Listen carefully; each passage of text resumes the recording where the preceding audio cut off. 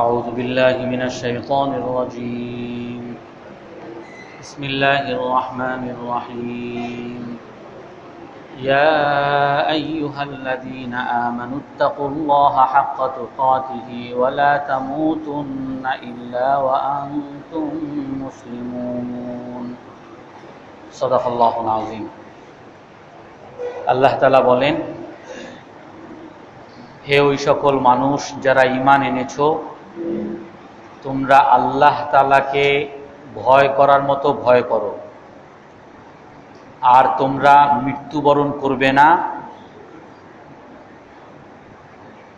তবে হ্যাঁ, তোমরা মৃত্যুবরণ করতে পারো যখন তোমরা মুসলমান অবস্থায় থাকো।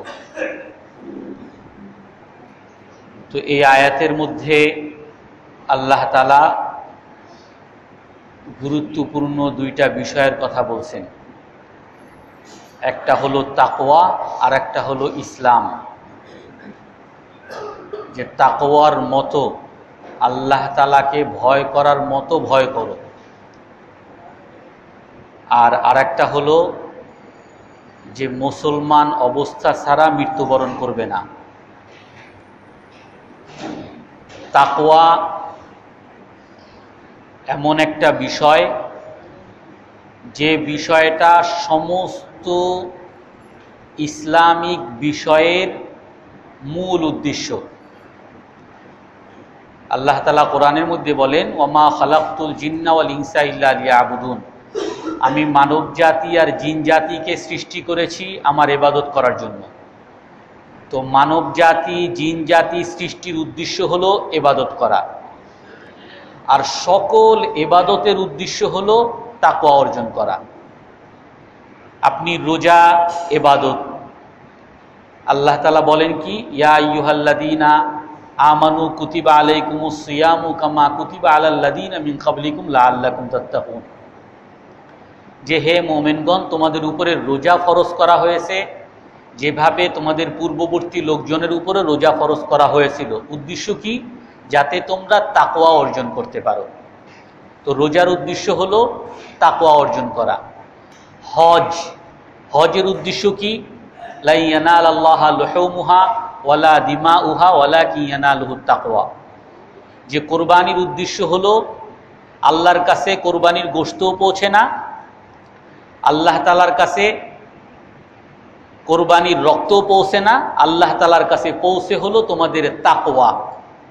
তো কোরবানির উদ্দেশ্য হলো তাকওয়া। ওমাই ইউআযিম শাআইরাল্লাহি ফাইন্নাহা মিন তাকওয়াল কুলুব,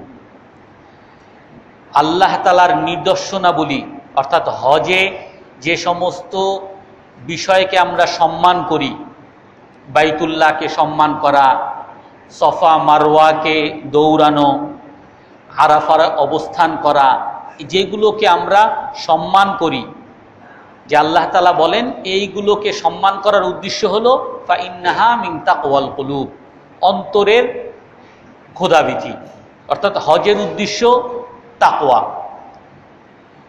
ওয়াহাদা কিতাবুন আনজালনাহু মুবারাকুম ফাত্তাবিউহু ওয়াত্তাকু, সংক্ষিপ্ত কথা আল্লাহ তাআলা বলেন যে এই কিতাব, এই কোরআন, এই বিধান, এই ইসলামী যত শাসন, ইসলামী যত বিধান অনুশাসন, আমি এই সব কিছু অবতীর্ণ করেছি, এই বরকতময় কিতাবকে অবতীর্ণ করেছি কেন?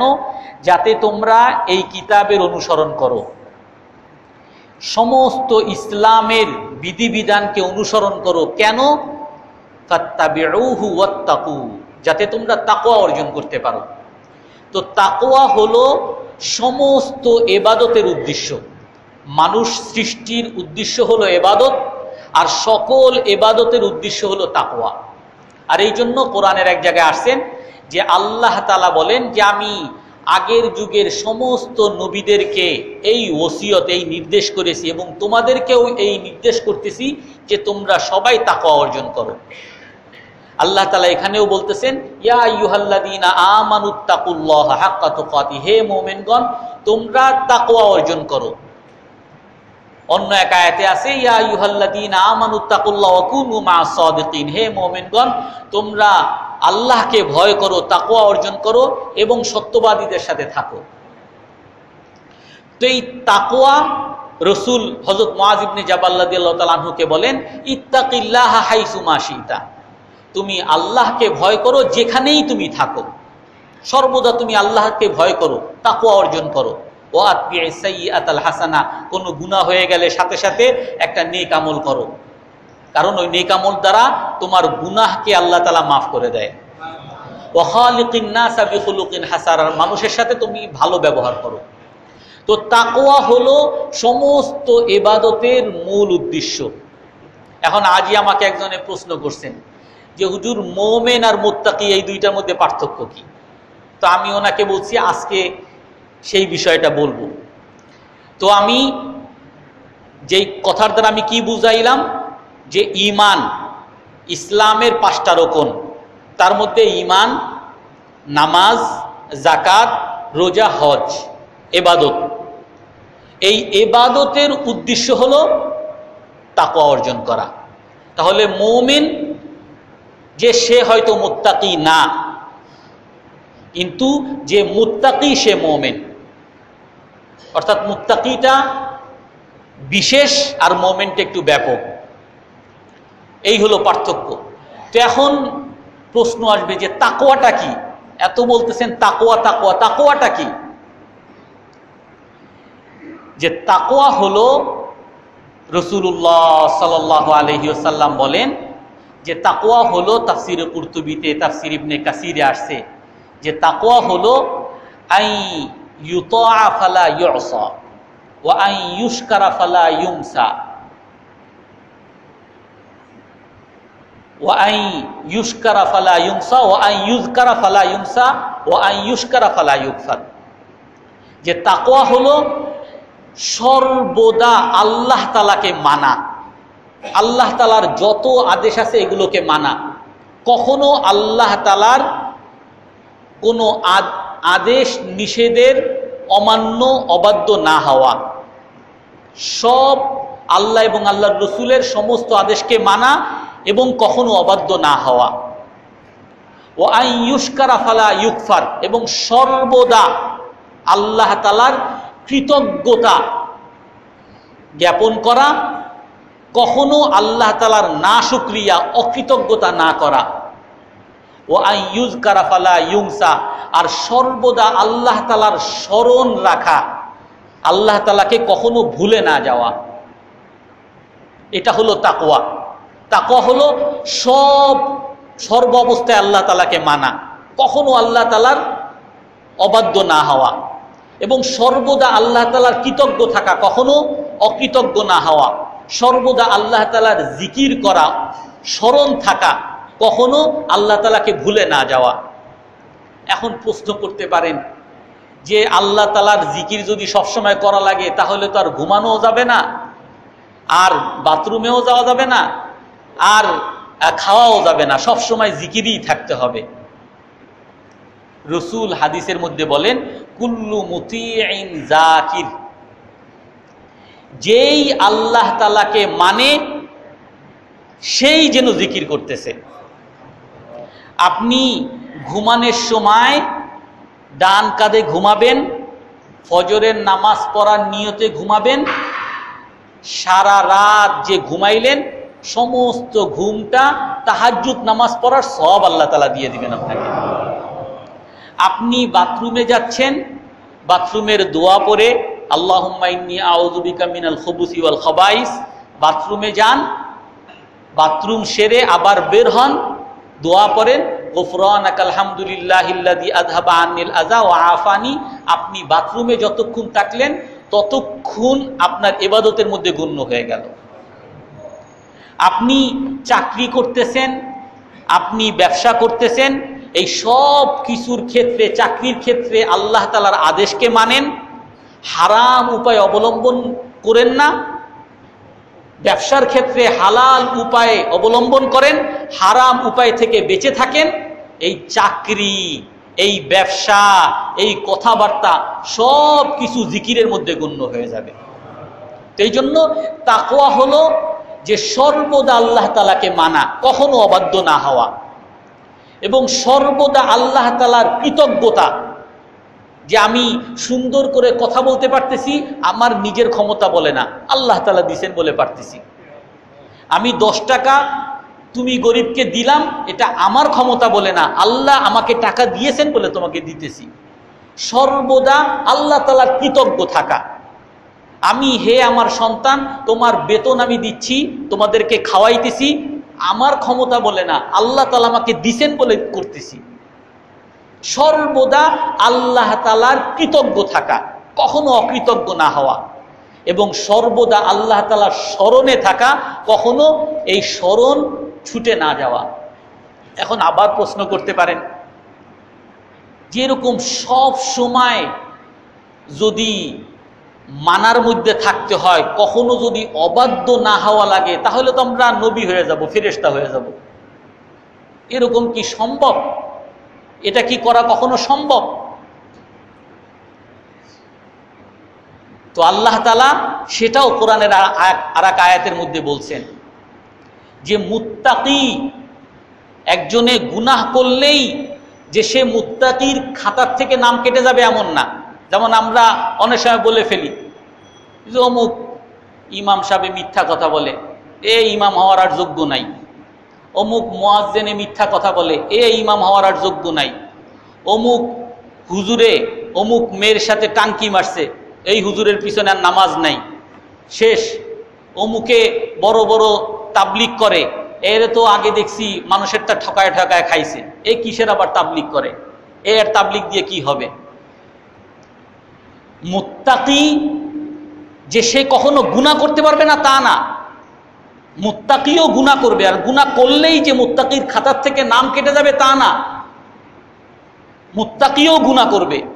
কিন্তু পার্থক্য কি? আল্লাহ তাআলা বলেন ওয়াল্লাযীনা ইযা ফাআলু ফাহিশাতান আও যালামু আনফুসাহুম যাকারুল্লাহ। আল্লাহ তাআলা কোরআনের মধ্যে বলেন, আমরা তো কত কিছু নিজেরা বানায় নি। আল্লাহ তাআলা বলেন কি, যে মুত্তাকি ওই ইমাম সাহেব, খতিব সাহেব, ওই দাঈ, তাবলিগওয়ালা, ওয়াইজ, বড় মুত্তাকি আমরা যাকে মনে করি, সে যদি খারাপ কাজ, কুকর্ম করে, কোরআনের ভাষা এরকম, কুকর্ম মানে বেবিচার। আপনি যদি কোনো ইমাম সাহেবকে দেখেন কোনো বেবিচার, এই ইমামের পিছনে কেউ নামাজ পড়বে? আল্লাহ তাআলা বলেন ইদা ফাআলু ফাহিশাতান, যখন সে কুকর্ম করে, বেবিচার করে, আও যালামু আনফুসাহুম, অথবা সে নিজের উপরে জুলুম করছে, অনেক বড় পাপ করছে, কবিরা গুনাহ করছে। কিন্তু মুত্তাকি যে এই গুনাহ করার সাথে সাথে কি করবে? যাকারুল্লাহ, সাথে সাথে সে আল্লাহর কাছে তওবা করবে। ওয়াস্তাগফিরু লিযুনুবিহিম, গুনাহ হওয়ার সাথে সাথে সে তওবা করবে। মুত্তাকি গুনাহ করবে, কিন্তু গুনাহ হওয়ার সাথে সাথে সে তওবা করবে। আর আল্লাহ তাআলা বলেন যে তোমরা যদি গুনাহ না করতা, তাহলে আমি এমন এক জাতি নিয়ে আসতাম যারা গুনাহ করবে আর আমি তাদেরকে ক্ষমা করব। তুমি যে গুনাহ করতেছো, এই গুনাহের পরে যখন আপনি তওবা করতেছেন, তো আল্লাহ তাআলা আপনার ওই গুনাহকে নেকি দ্বারা পরিবর্তন করে দিচ্ছেন। ইন্নাল্লাযীনা তাকাউ ইদা মাসসাহুম তায়ফুম মিনাশ শাইতান তাযাক্কারু। এইটাই হলো পার্থক্য। মুত্তাকি হলো যে নাকি আল্লাহকে ভয় করে, মুত্তাকি। ইদা মাসসাহুম তায়ফুম মিনাশ শাইতান, শয়তান যখন তাকে ধরে, মানে কোনো গুনাহ করে, গুনাহ করার সাথে সাথে তাযাক্কারু, আল্লাহকে স্মরণ করে, হায় ভুল করে ফেলছি, হে আল্লাহ মাফ করেন, হে আল্লাহ মাফ করেন, তওবা করে। আর এর বিপরীত হইল যে পাপী। পাপের আবার 4 স্তর আছে। এক পাপী, সে পাপ করে, প্রথম স্তর, পাপ করে কিন্তু একটু দেরিতে তওবা করে, পাপী, মোমেন পাপী। আর দ্বিতীয় পাপী, যে পাপ করে আর পাপকে সে পাপ মনে করে না, হালকা মনে করে। রাসূলের এক হাদিস আছে যে মুত্তাকি যখন পাপ করে, তখন তার কাছে মনে হয় যেন তার উপরে পাহাড় পড়ছে। হায়, ফজর নামাজ আমার ছুটে গেছে, হায় আজকে জামাতটা ছুটে গেছে, পাহাড় পড়ছে তার উপরে। আর সাধারণ মানুষ যখন কোনো পাপ করে সে যেন ওই ব্যক্তির মতো ওয়াকা আলা আনফিহি জুবাব, তার নাকের উপরে মাছি পড়ছে আর মাছি সরায় দিছে। গুনাহ করছে, একটা গুনাহ করলে কি হয়, নামাজ পড়ি নাই তাতে কি হয়েছে? সিনেমা দেখছি, সবাই দেখে, আমি দেখলে সমস্যা কি? সবাই টাঙ্কি মারে, আমি টাঙ্কি মারলে সমস্যা কি? সবাই সুদ খায়, আমি খাইলে সমস্যা কি? আমারই শুধু শুধু দোষ। সে গুনাহকে হালকা অবহেলা করে, দ্বিতীয় নাম্বার। আর যখন আরো পাপী হয়, আর একটু বড় স্তরের পাপী হয়, তখন সে কি করে? 3 নম্বরের পাপী, সে গুনাহকে হালকা মনে করার পরে সে ওই গুনাহের উপরে গুনাহকে সে প্রকাশ্যে করে। প্রথম নাম্বার হলো গুনাহ করে তওবা করতে দেরি করে, 2 নাম্বার হলো গুনাহকে অবহেলা করে, আর 3 নাম্বার হলো সে গুনাহ তো করেই, গুনাহকে আবার প্রকাশ্যে করে। দেখো তো আমি কত সুন্দর করে গিটার বাজায় গান গাইতে পারি, সবাই রে শোনায় কত সুন্দর আমি গান, দেখ তোরা দেখবি ওই মেয়ের আমি কেমনে পটাই প্রকাশ্যে, দেখো আমি কি সুন্দর মদি একটা স্টাইল, সিগারেট একটা স্টাইল, এরকম করে খাই, ফু এমনে মারি আমনে বাইরাই, নাক দিয়ে বের করি প্রকাশ্যে। আসো আমরা একটা কনসার্ট করি, একটা অমুক করি, প্রকাশ্যে গুনাহ করবে। 3 নাম্বার হলো প্রকাশ্যে গুনাহ। আর 4 নাম্বার যে আরো বড় পাপী, সে কি করবে? ওই গুনাহের জন্য মানুষকে দাওয়াত দিবে, ডাকবে, আয় চল সিনেমা দেখতে যাই। কি করস? একটা প্রেমও করতে পারস নাই, কি করস? এই সারা জীবন এত ভালো থাকলে কাজ হবে? তোমার সাথে সঙ্গীরা কত বিল্ডিং টিল্ডিং করে ফেলছে, আর তুমি এত একেবারে নীতিবান দেখায় ফকির হয়ে কাজ হবে? এরকম সুদ ছাড়া ব্যবসা করে সবসময় টঙ্গের দোকানই থাকা লাগবে। যদি একটা ভালো দোকান নিতে হয়, মার্কেটের দোকান নিতে হয়, সুদ নিতে হবে। সে গুনাহের আদেশ করে। মুত্তাকি হলো গুনাহ করবে, কিন্তু গুনাহ করার সাথে সাথে সে তওবা করবে। ইয়া আইয়ুহাল্লাযীনা আমানুত্তাকুল্লাহ হাক্কা তুকাতি, যে তোমরা আল্লাহকে ভয় করো ভয় করার মতো। হযরত উবাই ইবনে কাব রাদিয়াল্লাহু আনহুকে একবার হযরত ওমর রাদিয়াল্লাহু তাআলা আনহু জিজ্ঞাসা করেন, আচ্ছা বলো তো তাকওয়া কি? তো উনি বলেন যে তাকওয়া হলো যে, হে আমিরুল মুমিনিন, আপনি কি কখনো এমন রাস্তায় হাঁটছেন যেই রাস্তায় কাটা ছিল বা কাদা ছিল? বলে হ্যাঁ হাঁটছি। তখন আপনি কি করছেন?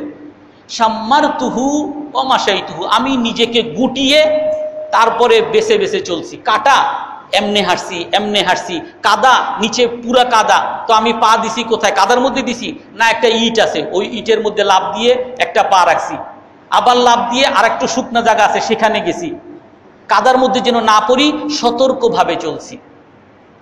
তো হযরত উবাই ইবনে কাব রাদিয়াল্লাহু তাআলা আনহু বলেন, ফাহাযাত তাকওয়া, এটাই হলো তাকওয়া। আপনি দুনিয়ায় চলবেন পাপের পথ, সুদের পথ, দুর্নীতির পথ, গুনাহের পথ, আপনি বেছে বেছে চলবেন, এটাই হলো তাকওয়া।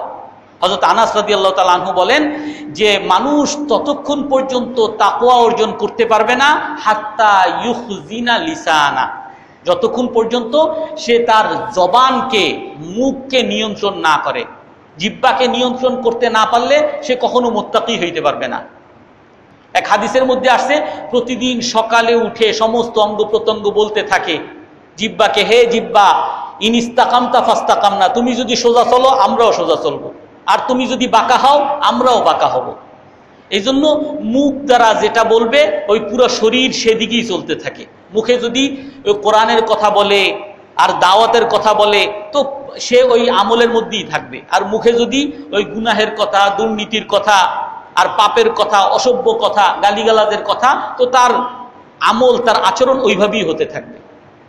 এই জন্য তাকওয়া অর্জন করা, ইয়া আইয়ুহাল্লাযীনা আমানুত্তাকুল্লাহ হাক্কা তুকাতি, হে মুমিনগণ তোমরা আল্লাহকে ভয় করার মতো ভয় করো। তাকওয়ার মধ্যে 2 প্রকার তাকওয়া আছে। এক তাকওয়া হলো ওয়াজিব তাকওয়া, ওয়াজিব, সবার জন্য ওয়াজিব। আর এক তাকওয়া হলো মুস্তাহাব তাকওয়া।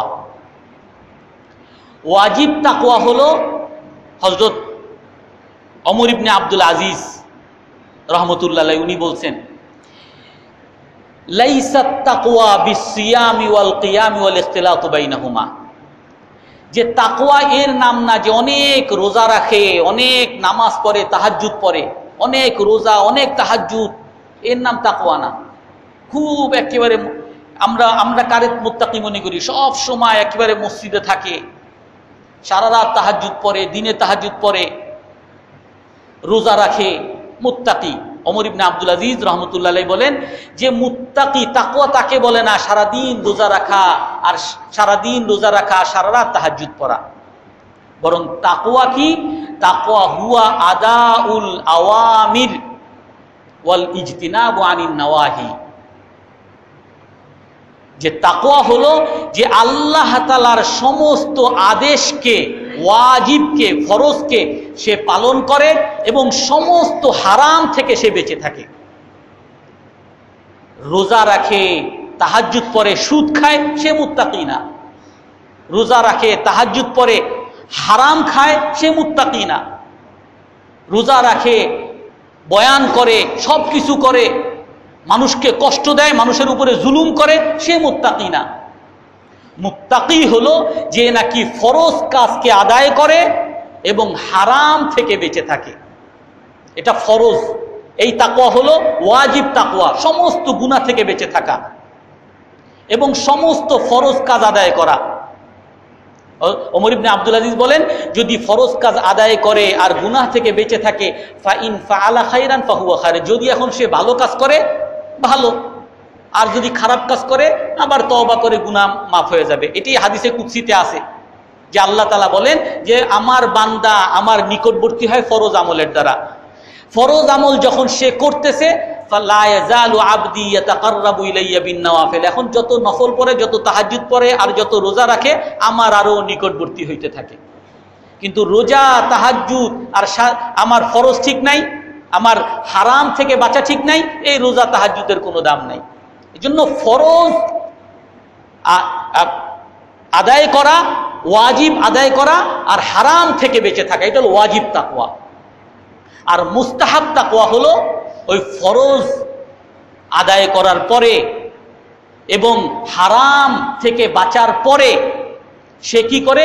তারকু কাসীরিম মিনাল হালাল হাত্তা ইয়াকা ফিল হারাম, সে অনেক হালাল জিনিসকে, বৈধ জিনিসকেও ছেড়ে দেয়, হারামে পড়ে যায় কিনা, অপছন্দনীয় জিনিসকেও ছেড়ে দেয়। সন্দেহজনক, এইটা অমুকে বলে যে সুদ না, এইটা বলে আবার সুদ, এইটা কি আসলে সুদ হবে না হবে না, হুজুর একটা সুদের এর থেকে বাঁচার কোনো উপায়, এগুলোই হলো সন্দেহজনক।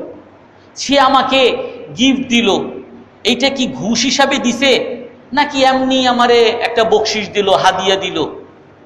অনেক হালালকে ছেড়ে দেয়, হালাল বৈধ ছেড়ে দেয় কেন? হারামে পতিত হওয়ার ভয়ে। এটা হলো মুস্তাহাব তাকওয়া। ও হারাম ছেড়ে দেওয়া, স্পষ্ট হারাম আর স্পষ্ট ফরজ এগুলো করা, এটা তো ওয়াজিব। আর মুস্তাহাব হলো অনেক হালালকেও ছেড়ে দেয় হারামে পড়ার ভয়ে। আর মুস্তাহাব তাকওয়ার আর একটা সঙ্গ হলো ওই যেটা বললাম, আইয়ুতা, সব সময় আল্লাহকে মানা, কখনো গুনাহ না করা, সব সময় আল্লাহর জিকিরে থাকা, কখনো আল্লাহকে ভুলে না যাওয়া এবং সব সময় আল্লাহ শুকর করা, কখনো অস্বীকার না করা। এক হাদিস এই সংক্রান্ত আসছে, রাসূল সাল্লাল্লাহু আলাইহি সাল্লাম বলেন, লাউ আন্না কাতরাতাম মিনাজ যাকুমি, রাসূল বলেন, হে মুমিনগণ, তোমরা আল্লাহকে ভয় করতে থাকো। কেন? লাউ আন্না কাতরাতাম মিনাজ যাকুমি কাতারাত আলাল আরদ, জাহান্নামের একটা খাদ্য, জাহান্নামীদের একটা খাদ্য যাকুম গাছ। এই রাসূল বলেন ওই যাকুমের একটা ফোঁটা যদি আল্লাহ তাআলা দুনিয়াতে ফেলতো, এক ফোঁটা, ওই যাকুম গাছের যে কষ, ওই কষের এক ফোঁটা যদি দুনিয়ার মধ্যে আল্লাহ তাআলা ফেলতেন, লা আমাররাত আলা আহলি দুনিয়া মাঈশাতাহুম, দুনিয়ার সব খাবার দাবার সব কিছু তিতা হয়ে যেত। একটু এক ফোঁটা যদি দুনিয়াতে পড়তো, আপনি মাছ খান, গোস্ত খান, আম খান, লিচু খান, সব তিতা, সব স্বাদহীন, পচা হয়ে যেত যদি এক ফোঁটা ওই যাকুমের কাতরা পড়তো। রসুল বলেন তাহলে চিন্তা করো যার ওই জাক্কুম যার খাবার হবে তার কি অবস্থা হবে। এই জন্য তাকওয়া হলো আর একটা সংজ্ঞা, সব সময় ভয়ে থাকা, আশায়ও থাকা।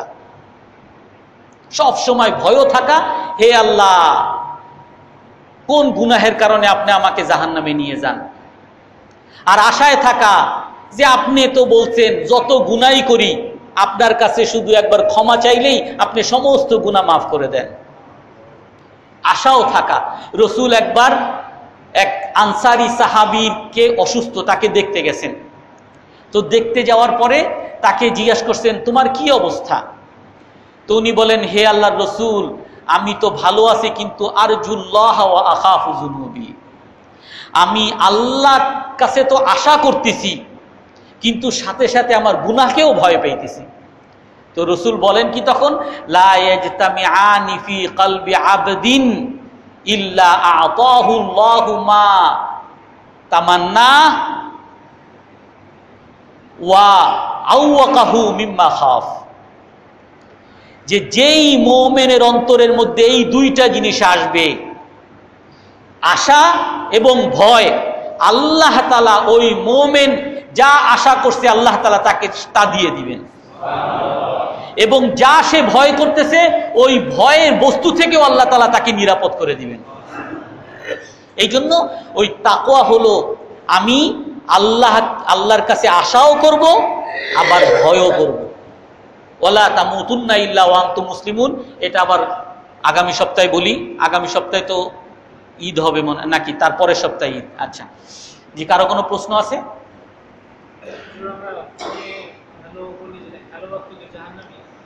হেল আর কি, হেল থেকে কেউ বলে হেল থেকে হ্যালো জাহান্নামী।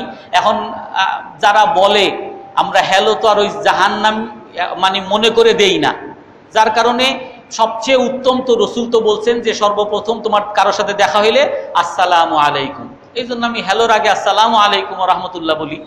আর যেহেতু হ্যালো নিয়ে কথা উঠছে হ্যালো নাই বলি। জি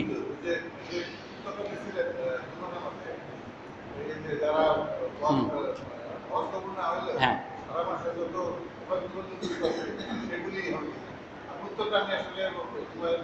বুঝেন নাই? আচ্ছা, ওই ইবাদত কবুল হওয়ার জন্য শর্তই হলো হালাল উপার্জন থাকা। দোয়াই কবুল হবে না, ইবাদত কবুল হবে কোত্থেকে? হ্যাঁ হ্যাঁ, কোনো ইবাদতই তো কবুল হবে না। নামাজ কবুল হবে না আমার যখন হারাম উপার্জন থাকবে তখন নামাজ কবুল হবে না, সদকা করলে সদকা কবুল হবে না, দোয়া করলে দোয়াও কবুল হবে না, তার কি কবুল হবে? হ্যাঁ না, অবশ্যই এখানে তো আর কোনো নাই, এটা তো কবুল হবেই। এখানে তো আমরা কোনো কবুল না হওয়ার কোনো কথা বলি নাই। কবুল না হওয়ার কথা যেটা হাদিসের মধ্যে আসছে সেটা হলো হারাম উপার্জন দ্বারা কারো পেট যদি ভরে তখন, তাছাড়া কবুল হবে ইনশাআল্লাহ। ও আমার এটা দেখতে ভুলে গেছিলাম, আগামী সপ্তাহে ইনশাআল্লাহ, আগামী সপ্তাহে। জি হ্যাঁ আচ্ছা, 7 ভাগে মুসলিম শরীফের হাদিস আছে। হযরত জাবের রাদিয়াল্লাহু তাআলা আনহু বলেন যে হুদাইবিয়া সন্ধিতে যখন আমরা গেছি তখন আল্লাহর রাসূল বলছেন তোমরা কুরবানি দাও। তো বলেন ইশতারাকনা ফি বাকারা 7, আমরা তখন এক একটা গরুতে এক একটা উটে 7 জন করে অংশীদার হয়েছি। তো একটা গরুতে 7 অংশীদার হওয়া যায়। তবে এখন এখানে যে কথা সেটা হলো যে 7 ভাগের 1 ভাগের কম কোনো অংশীদার হওয়া জায়েজ নাই। আমি যদি এরকম করলাম যে আমরা দুইজন মিলে শরিক হইলাম, শরিক হয়ে যে আপনি অর্ধেক টাকা দিবেন আমি অর্ধেক টাকা দিব, তখন হইল কি আমি 3.5 ভাগ আপনি 3.5 ভাগ। তো এখানে 3 ভাগ তো ঠিক আছে, বাকি যে আধা ভাগ, এই আধা ভাগের কোরবানি তো জায়েজ নাই। এই জন্য আমাকে যেটা করতে হবে সেটা হলো আমি আপনি শরিক, কিন্তু আমি 4 ভাগ নিলাম, 4 ভাগের যে টাকা সেটা আমি দিব, আপনি 3 ভাগের টাকা দিবেন। তো একেবারে সমান হারে আমরা সমানে যাব না। এরকম 3 জন যদি হয়, 3 জন আমরা ঠিক করব আমি 3 ভাগ নিব, আপনি 2 ভাগ, আপনি 2 ভাগ। 4 জন যদি হয়, এভাবে 7 ভাগকে আমরা ভাগ করে নিব। মানে 7-এর কম কোরবানি জায়েজ নেই, 7 ভাগের কম কোরবানি জায়েজ নেই। 7 কমপক্ষে 7 ভাগ, মানে 7-এর 1 অংশ হতে হবে। তো সেটাকে আপনারা যেভাবে পারেন অ্যারেঞ্জ করে নেবেন। জি,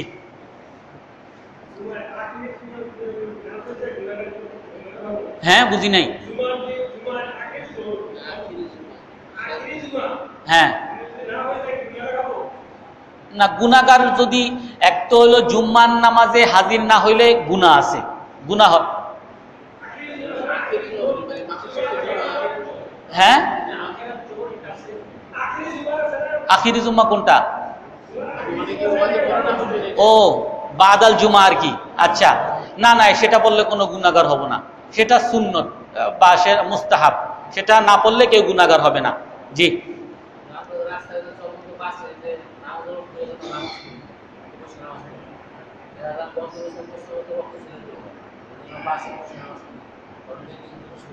না দুরুস্ত হবে না। নামাজ পড়ার শর্ত হইল দাঁড়িয়ে নামাজ পড়া, আর বাসে দাঁড়িয়ে নামাজ পড়া যায় না।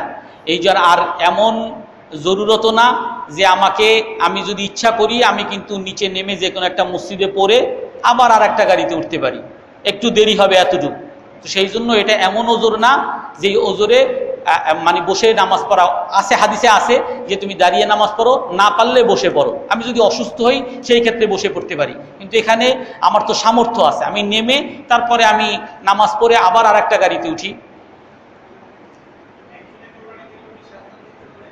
না না, একজনে একটা পুরা গরু, 7 নামার দিতে হবে না। জি,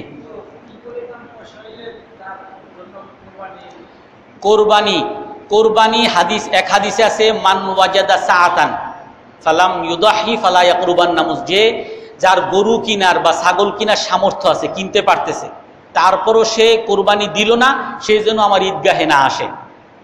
এখন এই সামর্থ্যটা কি, এইখানে একটু মতভেদ আছে। যেমন অন্যান্য সমস্ত মাযহাবে আছে, শাফি, হাম্বলি, মালিকি, তাদের মাযহাবে আছে যে যদি তার প্রয়োজনের বাইরে এমন টাকা থাকে যার দ্বারা সে একটা ছাগল কিনতে পারে, তাহলেই তাকে কোরবানি দিতে হবে। আর আমাদের হানাফি মাযহাবে আরো একটু সুযোগ আছে, সেটা হইল আমি যদি ওই জাকাতের যে নেসাব, আচ্ছা 52 তোলার সমপরিমাণ টাকা যদি ঈদের দিন আমার কাছে এক্সট্রা থাকে তাহলে আমার উপরে কোরবানি ওয়াজিব, আর যদি এক্সট্রা না থাকে তাহলে আমার উপরে কোরবানি ওয়াজিব না। এই জন্য আমি যদি কিনতে পারি তাহলে আমাকে কোরবানি করে দেওয়াটাই উত্তম।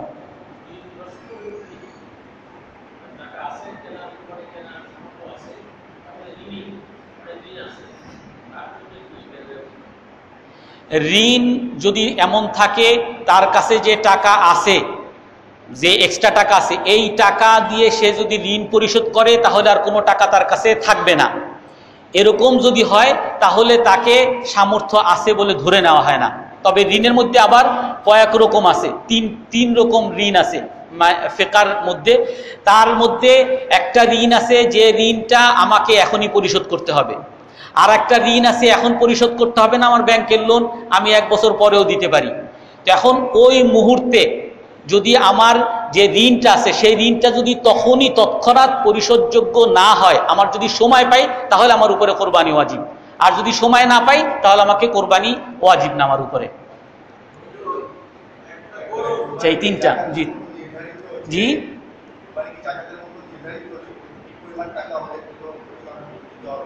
না না, এরকম কিছু নাই। আপনাকে সর্বনিম্নে একটা ছাগল দিলেই হয়ে যাবে, অথবা যে কোনো একটা গরুর 7 ভাগের 1 ভাগ দিলেই আপনার কোরবানি আদায় হয়ে যাবে।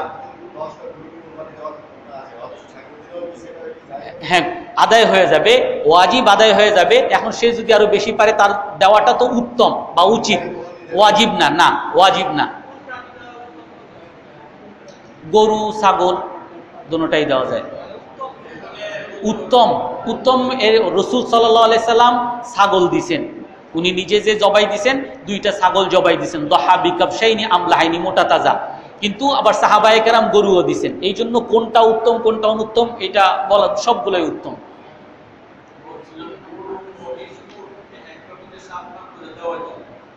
জি,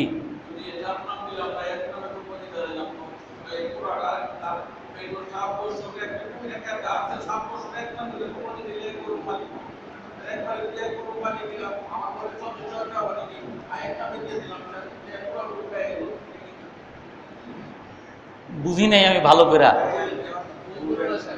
হ্যাঁ,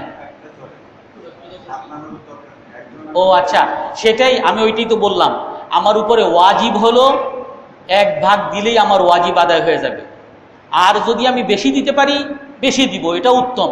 আর যদি আমার ঘরের মধ্যে যত মানুষই থাকুক, আমার তত্ত্বাবধানে যারা আছে সবার পক্ষ থেকে ওই একটা গরুই আদায় হয়ে যাবে। গরু প্রতি ব্যক্তির উপরে ফরজ না। হ্যাঁ হ্যাঁ, কোনো সমস্যা নেই।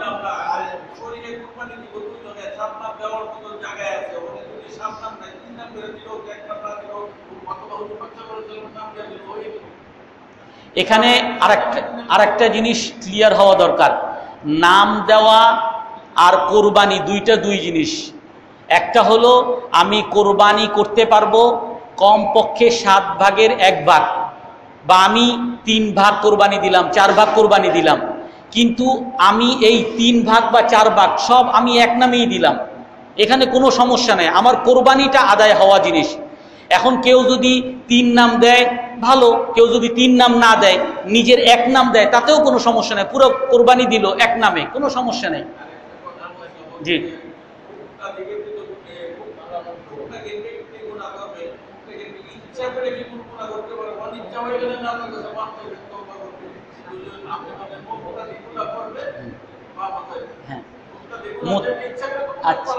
আচ্ছা, কোরআন এবং হাদিসের ভাষায় যেটা, মুত্তাকি ইচ্ছা করেই গুনাহ করবে। আপনি ইচ্ছা করেই গুনাহ করবেন, তারপরে মুত্তাকি যে সে সাথে সাথে আবার তওবা করবে, সে গুনাহকে গুনাহ। কারণ অনেক সময় এই যে মানুষ বেবিচার করে, বেবিচার কেউ কি অনিচ্ছায় কি কেউ বেবিচার করতে পারে? ওই সময় কোনো এক মেয়েরে দেখে সে পাগল হয়ে যায়, তারপর ইচ্ছা করেই সব কিছু করে, তারপরে তার হুঁশ আসে, হায় আমি কি করলাম। এই জন্য কোরআন এবং হাদিসের মধ্যে যেটা আসছে সেটা হলো ইচ্ছা করেই যদি মুত্তাকিও গুনাহ করে, তারপরও সে সাথে সাথে তওবা করবে, আল্লাহ তাআলা মাফ করে দিবেন। যে সর্বশেষ কে যেন আরেকজন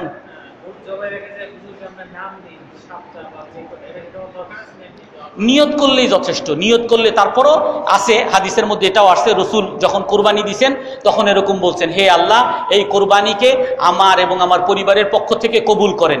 কিন্তু আবার যদি কেউ এরকম বলে অমুক আব্দুল মুকিদের নামে কোরবানি দিলাম, তাহলে কিন্তু আবার কোরবানি হবে না, নাম হবে একমাত্র আল্লাহ তাআলার। কথা হবে এরকম, আল্লাহ তাআলার নামে কোরবানি দিলাম, বাকি অমুকের পক্ষ থেকে আপনি কবুল করেন, অমুকের পক্ষ থেকে কবুল করেন, অমুকের পক্ষ থেকে কবুল করেন। আজকে অনেক জি, আর এই দুই জি জি জি দেওয়া যাবে। রসুল যখন কোরবানি করছেন তখন উনি বলছেন, হে আল্লাহ, আমার পক্ষ থেকে কোরবানি করলাম, আমার পরিবারের পক্ষ থেকে কবুল করেন এবং আমার উম্মতের পক্ষ থেকে কবুল করেন। তো উম্মত জীবিত মৃত সবার পক্ষ থেকে। জি, সর্বশেষ